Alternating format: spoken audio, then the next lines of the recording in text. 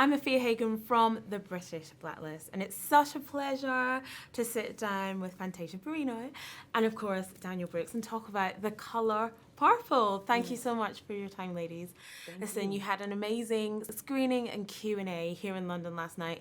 What was the audience reaction to seeing the film? I mean, they were clapping. They seemed to really like it. You know, you could feel their energy and love last night.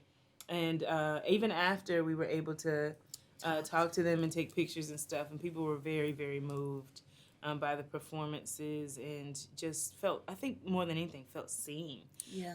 I personally was just, every time I see Black women, especially dark-skinned Black women in the theater, it's healing for me. It does something to me because just to be that representation for so many women, it does my heart good in an industry that doesn't quite often put us in films. Yeah.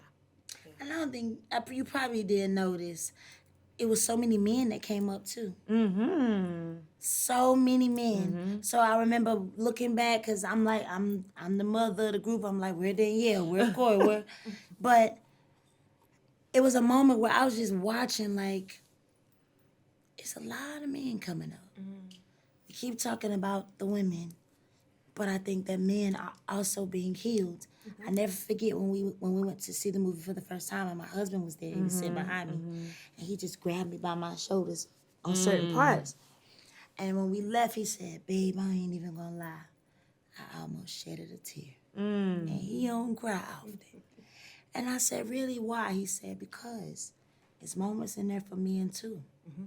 It shows a lot about Mr. and Harpo's relationship, and then Mr.'s relationship with his father. And that, for me, was a blessing because my husband grew up without a father.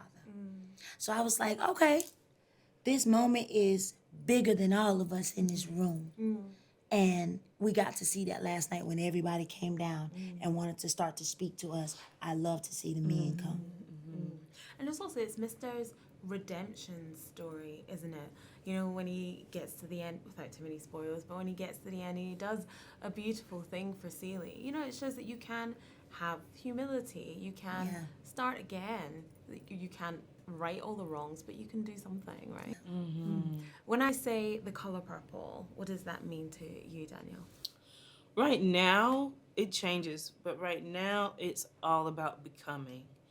I think this is really shifting my life, and it's helping me to know that I don't have to receive any, what's the word I'm looking for? Validation from anybody else. I know whose I am and why I am.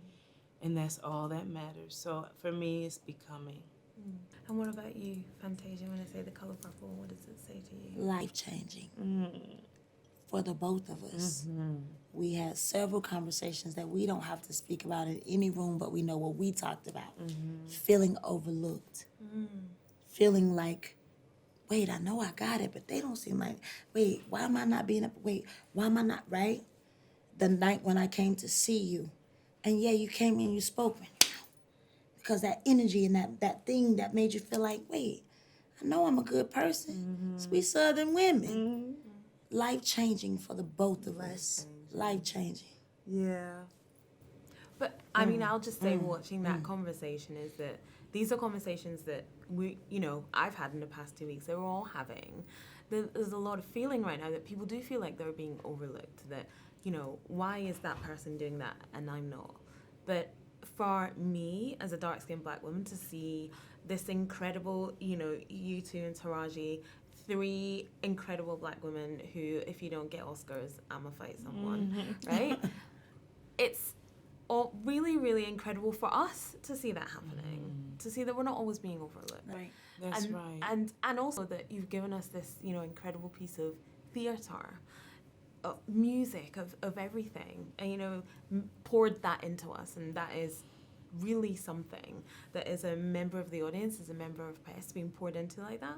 it's very life affirming for us all. Amen. I will absolutely say that. Listen, I want to ask you both about your journeys to The Color Purple. Danielle, I'll go with you first. Tell me about your journeys playing Sofia on Broadway and now in this reimagining. Yeah, so I first saw The Color Purple in 2005. She wasn't there yet, but I saw the original and was highly moved at 15, little Southern girl, not knowing how I was going to enter into this theater acting world. I finally saw an opening for me, and then I, 10 years later, exactly, starred in The Color Purple in the revival, which was also mind-blowing.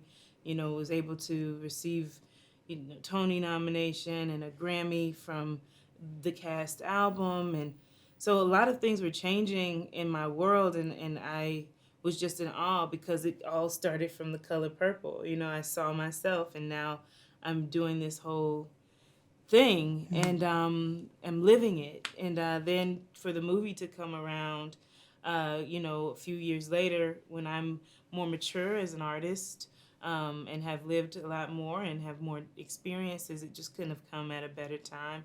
And I just find it so interesting how God works and places things in your life, because there were a lot of no's along the road, a ton of them, even getting to the Broadway show. But what I always did, which is what these characters do, is put one foot in front of the other. That's right. And just continue to try until God puts me where he wants me to be. So it's really amazing to now have, Miss Oprah, backing me up. I appreciate her. Popping up on Zoom. Popping up on Zooms. I'm very grateful for it. And Fantasia, tell me about your journey to Celia and to The Color Purple. I just gotta say one thing. There was a moment on set where Danielle and Oprah both do, while we're in between sets, you told Hoppo to beat me. Yeah. And I remember sitting back and I was like, yo, epic. I think you might have said Y'all it to me like, well, afterwards. I think you might have said like epic to me like after the fact of like, well, this moment is crazy. Y'all did it together, and she had the best. She was like, do it one more time. She was like, no, come on, do it one more time. And they started singing at the same time. Man, so that's that a was special epic moment. because we both have talked about a lot of things, and we both kind of have similar journeys, and we're both Carolina girls. Mm-hmm. So me playing it in 2007 to come into the movie now, it was different in 2007 because it was a bit heavier for me then. My life was a bit in shambles, and so I was carrying Celie cross and my cross. But this time it was different because I'm wiser, I'm grown.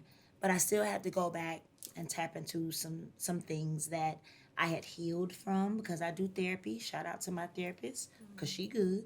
But, I stopped therapy.